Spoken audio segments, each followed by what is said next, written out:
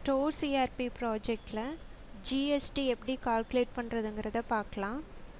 Store CRP run பண்ணிவிட்டு first GST option enable பண்ணணும்.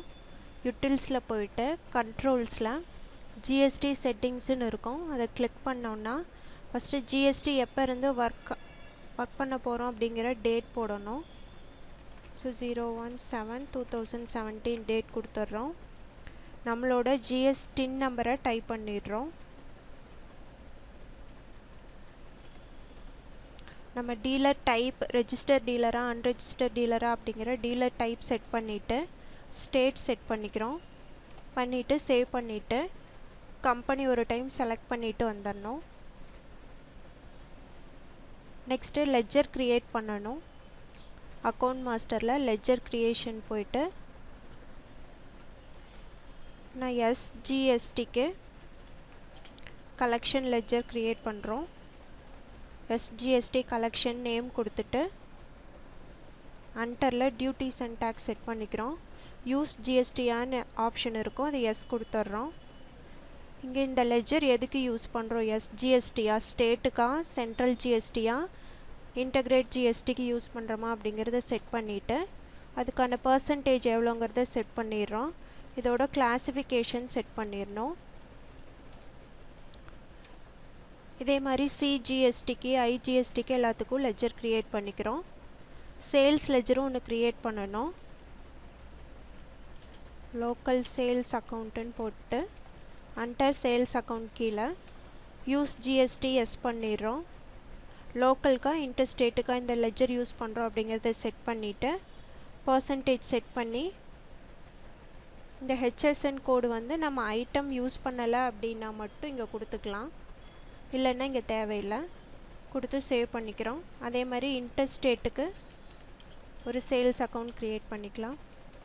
Under sales account use GST எஸ் பண்ணிக்கிறோம். ஜிஎஸ்டி டைப்பு பர்சன்டேஜ் கொடுத்துட்டு ஹெச்எஸ்என் கோடு ஐட்டம் இல்லைன்னா மட்டும் இங்கே டைப் பண்ணுறோம். கொடுத்து சேவ் பண்ணிக்கலாம். நெக்ஸ்ட்டு ஒவ்வொரு ஐட்டத்துக்கும் ஹெச்எஸ்என் கோடும் ஜிஎஸ்டியும் நம்ம செட் பண்ணணும். ஃபஸ்ட்டு ஜிஎஸ்டி க்ரியேட் பண்ணணும். அதுக்கு இன்வென்ட்ரி மாஸ்டரில் ஜிஎஸ்டி க்ரியேஷன் போயிடணும். ஜிஎஸ்டியோட நேம், அதோட பிரிண்ட் நேம் கொடுத்துக்கிறோம். சேல்ஸுக்கு எவ்வளோ பர்சன்டேஜ் ஸ்டேட் ஜிஎஸ்டி கால்குலேட் ஆகணும் அப்படிங்கிறத இங்கே கொடுத்துட்றோம். அக்கௌண்ட்ஸுக்கு இது என்ன லெட்ஜருக்கு போஸ்ட் ஆகணும் அப்படிங்கிறதையும் இங்கே செட் பண்ணிடணும். இது டேக்ஸுக்கான லெட்ஜர்.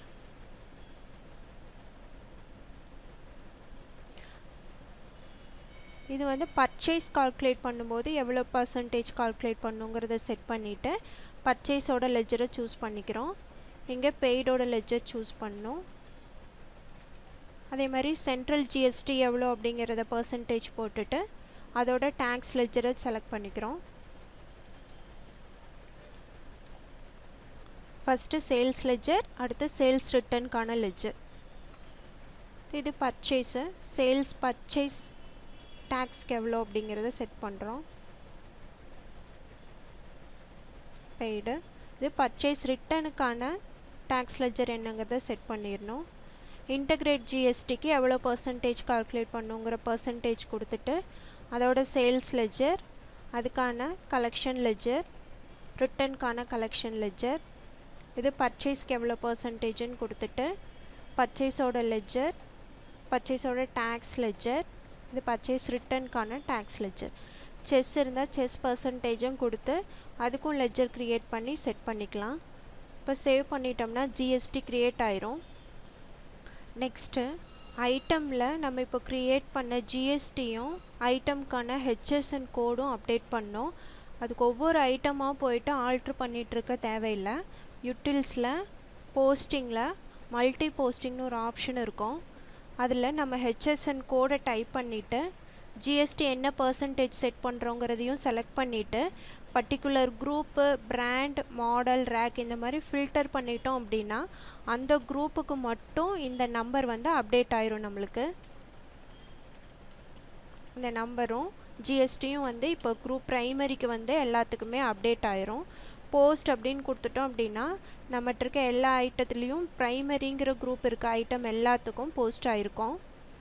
இப்போ ஐட்டம் ஆல்ட்ரு பண்ணி பார்த்தோன்னா நம்ம கொடுத்த ஹெச்எஸ்என் கோடும் ஜிஎஸ்டியும் அப்டேட் ஆகிட்டுருக்கு. இப்போ எக்ஸிட் பண்ணிக்கிறோம். நெக்ஸ்ட்டு சேல்ஸ் போடலாம். டிரான்சாக்ஷனில் சேல்ஸ் போயிட்டு பார்ட்டி லெஜர் ஒன்று க்ரியேட் பண்ணிக்கலாம்.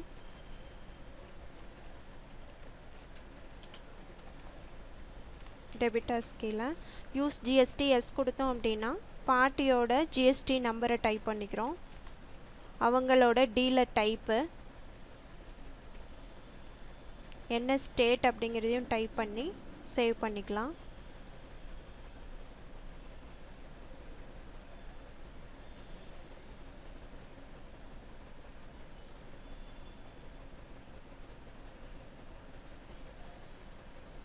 இப்போ பார்ட்டி சூஸ் பண்ணிவிட்டு ஐட்டமை செலக்ட் பண்ணிக்கிறோம். குவான்டிட்டி கொடுத்தோம் அப்படின்னாவே நம்மளுக்கு கால்குலேட் ஆகும். நம்ம 1/7 இருந்தால் எனேபிள் பண்ணியிருக்கோம். ஸோ 7 டேட் மாற்றுறோம். 7th month டேட் மாற்றிட்டு ஐட்டமை சூஸ் பண்ணிவிட்டு குவான்டிட்டி கொடுத்தோம் அப்படின்னா இப்போ நம்மளுக்கு ஜிஎஸ்டி கால்குலேட் ஆகிருக்கான்னு பார்க்குறதுக்கு ரைட் கிளிக் பண்ணி அன்ஹைட் காலத்தில் எஸ்ஜிஎஸ்டி, சிஜிஎஸ்டி, ஐஜிஎஸ்டின்னு காலம் இருக்கும். அதை மட்டும் டிக் பண்ணி வச்சுக்கிறோம். இப்போ டிக் பண்ணோம்னா நம்மளுக்கு லோக்கல் சேல்ஸுங்கிறதுனால எஸ்ஜிஎஸ்டியும் சிஜிஎஸ்டியும் கால்குலேட் ஆகிருக்கு.